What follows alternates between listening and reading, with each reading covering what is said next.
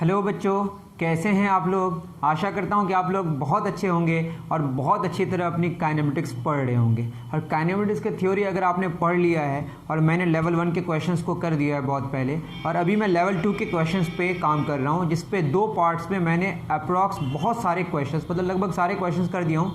कुछ बचे हुए हैं, वो इस पार्ट में हम लोग कंप्लीट करने की कोशिश करेंगे। तो चलिए ज़्यादा वक्त ज़ाया न करके हम लोग शुरू करते हैं। चलिए शुरू करते हैं। क्वेश्चन नंबर 24 मेरे बुक के हिसाब से हो गया। आपका नंबरिंग अलग हो सकता है अगर दूसरा एडिशन है तो, लेकिन आपको क्वेश्चन समझ आ जाएगा मैं कौन से क्वेश्चन की बात कर रहा हूँ। क्वेश्चन नंबर 25 कह रहा है a body is dropped from a certain height h metres. एक बॉडी है जिसको ड्रॉप करा जा रहा है सर्टेन हाइट h मीटर्स, ठीक है, h हाइट से इसको ड्रॉप करा जा रहा है। Assuming that the gravitational field is nullified after the body has travelled h/2 metres. मतलब h/2 मीटर जब डिस्टेंस ट्रेवल कर गया, यहाँ आपका g है, बट इस फिर जो h/2 डिस्टेंस ट्रेवल करेगा वहाँ पे नलिफाइड, मतलब g का वैल्यू कितना हो गया 0। वहाँ g का वैल्यू है, यहाँ g का वैल्यू कितना हो गया 0। Discuss the motion of the body, find an expression for the time taken by the body to reach the ground. Discussion करना है तो बताइए, अगर मैं a से छोड़ा b तक आया, a से b तक क्या होगा, एक्सेलरेटेड मोशन होगा, और b से c तक क्या होगा, यूनिफॉर्म मोशन होगा। a से b तक क्या होगा बोलिए, a टू b, क्योंकि उधर ही फोर्स लग रहा है, उधर ही बॉडी जा रही है, तो कैसा मोशन होगा, एक्सेलरेटेड मोशन। और b टू c क्या होगा बताइए, यूनिफॉर्म मोशन। ठीक है, बात समझ आई। ये तो डिस्कशन हो गया। उसके बाद आपको बोला है क्वेश्चन में find an expression for the time taken by the body to reach the ground. Ground तक पहुंचने में कितना टाइम लगेगा उसके बारे में डिस्कशन कर रहा है। तो ए टू बी अगर हम बात करें तो फार्मूला क्या होगा बताइए, v is equal to u plus a t, s बराबर u t plus half a t square. S कितना है h/2, u कितना है 0 into time plus half a g है, क्योंकि यहाँ पे हम h/2 नीचे माइनस नहीं लिखे हैं, यहाँ पे माइनस नहीं, माइनस लिखना पड़ेगा, इंटू टी स्क्वायर क्या हो जाएगा, टी ही तो चाहिए, तो क्या हो जाएगा h/2 is equal to g/2 T square, two cancel, that is h/g बराबर टी स्क्वायर, टी बराबर अंडर रूट h/g। ये आपका टाइम निकला a से b तक के लिए। अब हमको क्या चाहिए, b से c तक का टाइम। b तक तो स्पीड हमारा सेम है, b से c, b टू सी बात करेंगे तो क्या होगा, v निकालना है हमको बेसिकली। तो a टू b हम पहले यहाँ से v निकालने की कोशिश करें। v बराबर क्या होगा, u plus a T, u कितना है बताइए 0 प्लस g। यहाँ पे देखिए v हम यहाँ पे क्या ले रहे हैं, पॉजिटिव मान के बात कर रहे हैं, तो a भी पॉजिटिव, जो नीचे की बात हो रही है, g, और टाइम कितना लग रहा है t। तो इससे कोई फ़ायदा नहीं होगा, हमको क्या चाहिए, नहीं सही है, v बराबर जी टी, और t कितना आया हमारा under root h/g, that is ये हो जाएगा। इसको सॉल्व करें अगर तो g को अंदर करेंगे तो क्या होगा, g स्क्वायर h/g का under root, g cancel, under root h g। तो इस स्पीड से, चूँकि जब यहाँ पे under root h g speed हो जाएगी तो इस स्पीड के बाद उसकी स्पीड चेंज नहीं होगी, क्योंकि ग्रेविटेशनल जो एक्सेलरेशन है वो कितनी हो गई है 0। तो b टू c में जो टाइम लगेगा वो कितना लगेगा, स्पीड का फॉर्मूला डिस्टेंस बाय टाइम, तो टाइम क्या होगा, डिस्टेंस ओवर स्पीड। डिस्टेंस कितना हो गया h/2, और ये कितना जा रहा है अंडर रूट h g, सबको रूट के अंदर घुसा दे रहे हैं, h²/4 h g, h cancel, तो ये हो जाएगा आपका 4 का रूट। जगह की कमी है, देखिए a से b तक कितना टाइम लगा, अंडर रूट h/g, यहाँ कितना हो जाएगा, इसको मैंने अंदर कर दिया, h²/4 किया तो अंदर कर दिया, ये 4 का रूट फिर 2 हो जाएगा, बाहर फिर कर देते हैं, 1/2 under root h/g। That is b से c तक जो टाइम लगेगा वो कितना लगेगा, हाफ अंडर रूट h/g। तो a से b तक कितना लगा, टोटल टाइम चाहिए हमें, टोटल टाइम कितना हो जाएगा, under root h/g plus half under root h/g। तो ये हो जाएगा आपका अंडर रूट h/g, कॉमन ले लेते हैं, 1 प्लस हाफ कितना होगा 3/2 under root h/g। That is total time कितना हो गया आपका 3/2 अंडर रूट h/g। यही एक्सप्रेशन चाहिए था जो हमने निकाल के दिया। आपको नहीं समझ आया तो आप बता दें मुझे कमेंट सेक्शन में, या मेरा डिस्क्रिप्शन में नंबर दिया हुआ वहाँ पे आप मुझे कॉन्टेक्ट कर सकते हैं। ओके, उतार ले इतना।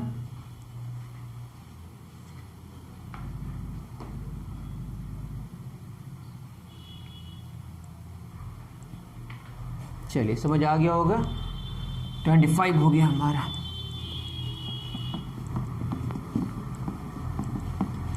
Question number 26।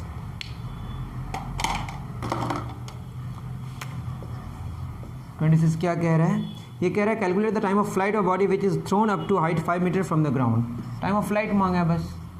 तो ऊपर मैंने फेंका इसको और ये 5 मीटर इसकी टोटल हाइट।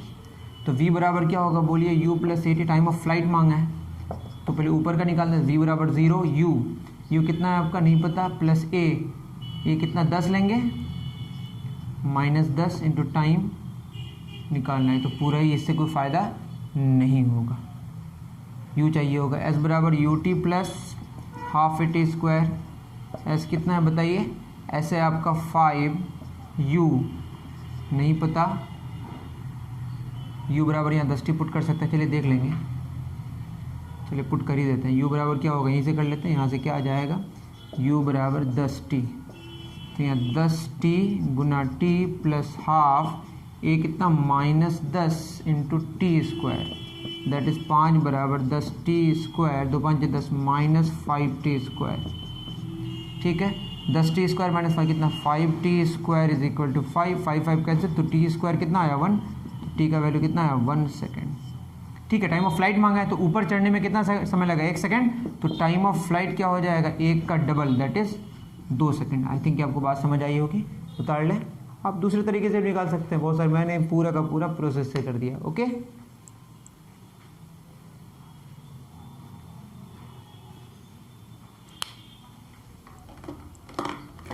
चलिए उतार लीजिए।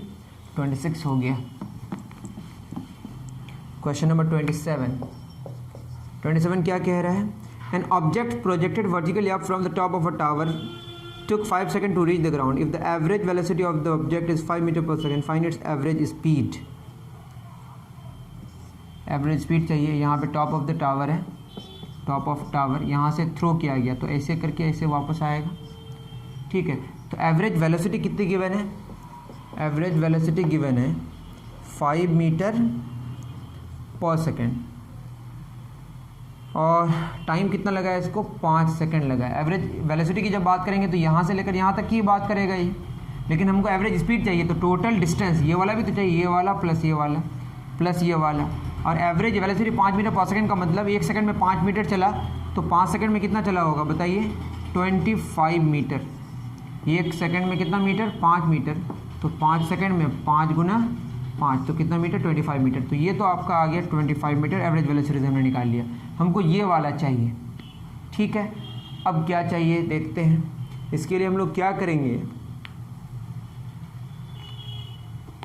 ज़रा सा रुकिए, इसको समझने की ज़रूरत है। चलिए एक बात समझनी है इसमें, जब इसको थ्रो किए तो मान लेते हैं u स्पीड से थ्रो किए। फार्मूला क्या होता है, s बराबर ut plus half AT square. याद रहे कि यहाँ s क्या है, यहाँ s है आपका डिस्प्लेसमेंट। तो कितना डिस्प्लेसमेंट हो रहा है total, 25, that is -25 ut, u कितना ऊपर, तो u टाइम कितना लग रहा है 5 प्लस हाफ, a कितना -10 into T square, that is 5 square. इसको सॉल्व करते हैं, -25 बराबर 5u, 5 5 25 5 125 -125, 125 में 25 गया कितना हो जाएगा, 100 बराबर 5u, दैट इज़ u बराबर 20 metre per second, that is 20 metre per second से इसको हमने थ्रो करा। तो v बराबर क्या होता है, u प्लस AT, तो ऊपर सॉरी s बराबर क्या होगा, ut plus half v square u square plus 2s। हमको क्या चाहिए, डिस्प्लेसमेंट चाहिए ना, s बराबर ut plus half AT square, तो ut t तो नहीं निकलेगा, v स्क्वायर बराबर u स्क्वायर प्लस 2s, तो कितना हो जाएगा v 0 स्क्वायर ऊपर जाके, u कितना है आपका, u आपका 20 square plus 2 into -10 into s, that is -400 बराबर -20s, 0 0 कैंसिल, s कितना हो गया 20 मीटर। देखिए 20 मीटर ऊपर गया, 20 मीटर नीचे आया, दैट इज़ क्या हो जाएगा एवरेज स्पीड 20 प्लस 20 प्लस कितना है 25, टोटल टाइम कितना लग रहा है 5 second, that is 20 20 40 20 60 65/5, that is 13 metre per second. Answer क्या होगा 13 metre per second. Average speed कितनी आ गई 27 का आंसर होना चाहिए 27 का आंसर 13 मीटर पर सेकेंड बिल्कुल सही है। 28 की बात करेंगे, अब इसको उतार लें।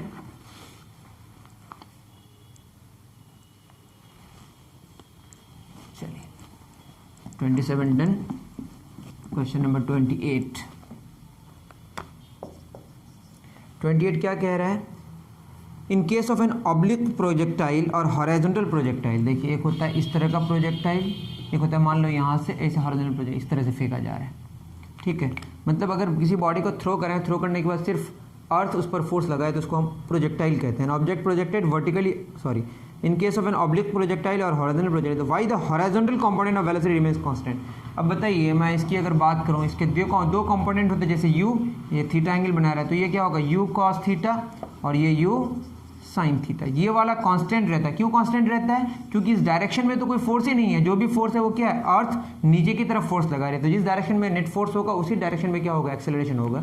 तो चूंकि इस डायरेक्शन में कोई फोर्स नहीं है तो इसलिए कोई एक्सेलरेशन नहीं, जब एक्सेलरेशन नहीं होगा तो वेलोसिटी में कोई बदलाव नहीं आएगा। बात समझ आ रही है? एयर का रेसिस्टेंस की वजह से होगा, बट उसको इग्नोर करते हैं। क्लियर है? हो गया question 29। A body is drop from certain height and another body is projected horizontally. ये इस पे डिस्कशन हो चुका है। एक को ड्रॉप करा गया 29, एक को बस ऐसे ही ड्रॉप करा गया, एक को ऐसे प्रोजेक्ट करा गया, ठीक है। दोनों को इसमें किसमें ज़्यादा टाइम लगेगा, मैंने इस पर डिस्कशन कर लिया है और इस पर दोनों में टाइम सेम लगेगा, ठीक है। 29 भी हो गया। 30, if the initial velocity of an object obliquely projectile is 20 meter, it takes 60 degree with horizontal, what are the components of velocity in the horizontal and vertical direction?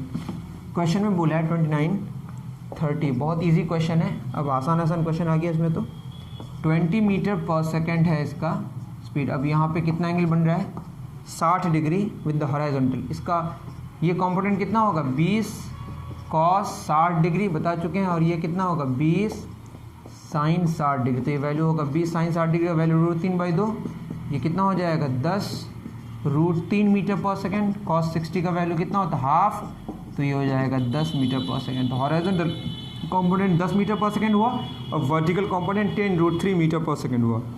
उतार लें।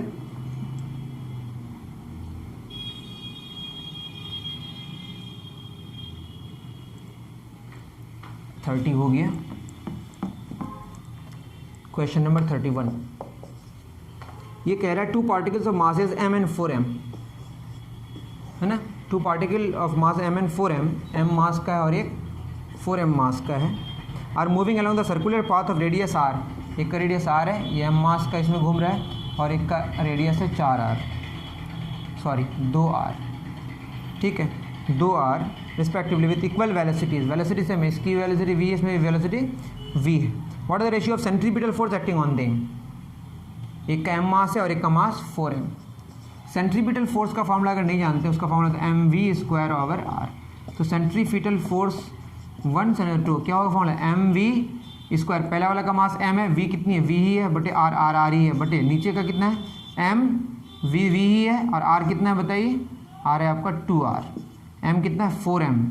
तो r cancel, v² cancel, mm cancel, तो क्या हो जाएगा दोनों का ratio, ये हो जाएगा 1/1 गुना 2/4, दैट इज 1:2 आंसर होगा। क्या आंसर होगा, 1:2। क्वेश्चन नंबर 31 इसका आंसर होगा बने, बिल्कुल सही है। उतार लें। फॉर्मूला याद रखना है सेंट्रीपिटल फोर्स का mv²/r। 31 डन। क्वेश्चन नंबर 32 क्या कह रहा है, a body is projected from the ground with a velocity of 10 metre per such that it makes angle 30 with the horizontal. ये कितना एंगल बना रहा है, 30 डिग्री विद द हॉरिजॉन्टल, और 10 मीटर पर सेकेंड से इसको थ्रो करा गया। What is the horizontal velocity of the maximum height. अब ये जब ऐसे जाएगा तो क्या होगा, यहाँ पे इसकी हॉरिजॉन्टल वेलोसिटी मांगा। मैंने क्या बोला था, हॉरिजॉन्टल वेलोसिटी में कोई बदलाव नहीं आएगा क्योंकि उस डायरेक्शन में कोई एक्सेलरेशन नहीं है। तो ये कितना होगा बताइए, 10 cos 30 डिग्री, यहाँ पे भी कितना रहेगा हॉरिजॉन्टल, 10 cos, क्योंकि इसमें कोई बदलाव नहीं है। cos 30 का वैल्यू √3/2, ये होगा 5 √3 मीटर पर सेकेंड, इसका आंसर होगा। डन, उतार लें।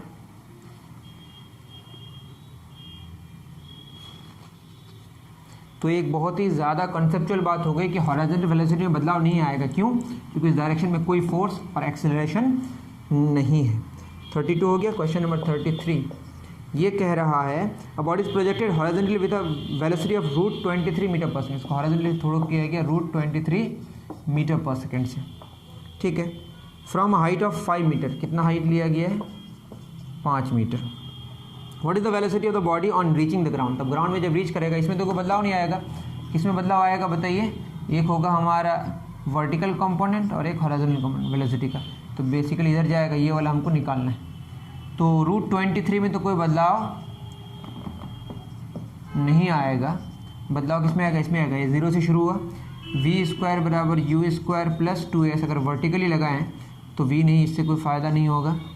s बराबर ut plus half AT square, उससे भी फायदा। v बराबर u प्लस AT चाहिए ही होगा, इसी से करना पड़ेगा। v कितना? u तो 0 वर्टिकल वाला plus a -10 into time v² u² plus 2as। यहाँ से करते हैं v कितना? हमको क्या चाहिए? वेलोसिटी चाहिए। s बराबर ut plus half AT square, क्यों नहीं लगा पा रहे हैं? s कितना बताइए? 5 -5 u कितना? 0 into time plus half -10 into T square. T कितना है हमारा? ये निकालना है यहाँ पे, तभी हो पाएगा, ठीक है। वर्टिकली लगा रहे हैं इसलिए u 0 हो गया यहाँ पे। तो -5 बराबर -5 T square, that is t बराबर 1 सेकंड निकलेगा यहाँ से। t 1 सेकंड हुआ तो v बराबर क्या होगा? u plus AT। u क्या है? 0 plus -10 into time of flight, मतलब टाइम कितना लगा? 1 सेकंड, दैट इज -10 मीटर पर सेकंड। ये नीचे है इसलिए -10 हो गया। तो 10 मीटर पर सेकंड इधर, मैं 10 नहीं लेके 9.8 ले रहा हूँ। मैं कितना ले रहा हूँ? 9.8, क्योंकि वैल्यू सही आएगा। फिर ये हो जाएगा 2 दूना 4, 1 8 2 9 18।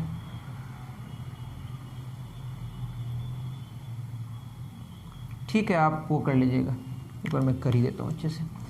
s बराबर क्या होगा? ut plus half AT square. s कितना है बताइए? -5 u 0 into T plus half into 9.8 into T square. 2 चौक 8, 1 8 2 9 18, 2 5 10, 4.95। तो टी स्क्वायर बराबर कितना हो गया? माइनस में लेंगे 5/4.95 या 500/495, 105 9 45 5 9 45, 100/99। ठीक है, रहने दीजिए इसको। v बराबर क्या होगा? u plus AT। u कितना हो गया? 0 प्लस -9.8 इंटू टी। टी कितना आ गया आपका? 100 का रूट, टी का वैल्यू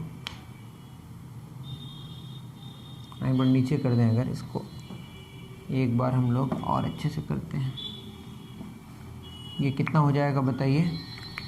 s हो जाएगा आपका -5, ये 0 हो गया, इसको लिखने की ज़रूरत ही नहीं है, इसको 0 लिख देता हूँ, plus half -9.8 T square, that is 5 × 10, 10/98 है ना, 9.8 बराबर टी स्क्वायर। द टी बराबर क्या हो जाएगा?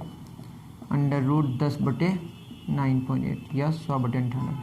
ठीक है, अब यहाँ पे टी बराबर 100/98 का रूट हो गया। अब इसको सॉल्व करें अगर तो हो जाएगा 100 गुना, इसको अंदर कर दें अगर, माइनस बाहर रहने दीजिए, ये हो जाएगा 98 गुना 98 लिख सकते हैं। ठीक है, या 9.8 × 9.8 ये आपका आया। देखिए v बराबर -9.8 इंटू, इसको 98/10 कर देते हैं, इंटू 100/98 का रूट। इसको अंदर कर दें अगर तो क्या हो जाएगा? 98 गुना 98/10 गुना 10 गुना 100/98 का रूट। तो 98 कैंसिल हो गया, 100 कैंसिल हो गया, तो ये हो गया √98 मीटर पर सेकेंड। ठीक है, तो इधर हुआ √23 मीटर पर सेकेंड, इधर हुआ √98 मीटर पर सेकेंड। तो रिजल्टेंट क्या हो जाएगा बताइए?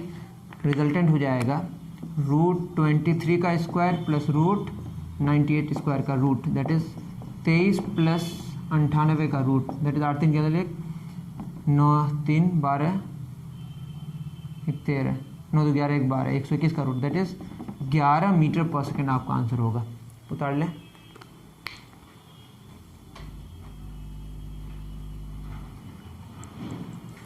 थोड़ा ज़्यादा टाइम लग गया है ना।